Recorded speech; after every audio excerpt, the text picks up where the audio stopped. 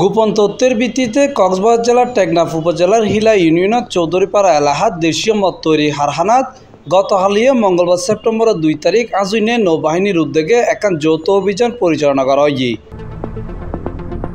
অভিযানত 3 নার বাড়ি তল্লাশি করিয়ে প্রায় 10,000 লিটার দেশীয় মদ তৈরির কাঁচামাল এবং 300 লিটার দেশীয় মদ জব্দ করা হয়। পরবর্তীতে জব্দকৃত কাঁচামাল কেরাসিন ডালিয়ে ধ্বংস করা হয় এবং জব্দকৃত মদ জনসম্মুখে বিনষ্ট করা হয়। এই অভিযানত নৌবাহিনীর পাশাপাশি বাংলাদেশ কোস্টগার্ড ও মাদকদ্রব্য নিয়ন্ত্রণ অধিদপ্তর অংশ লয়।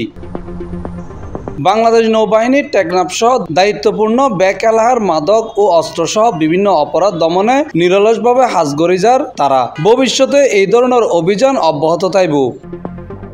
C+ TV Chittagong.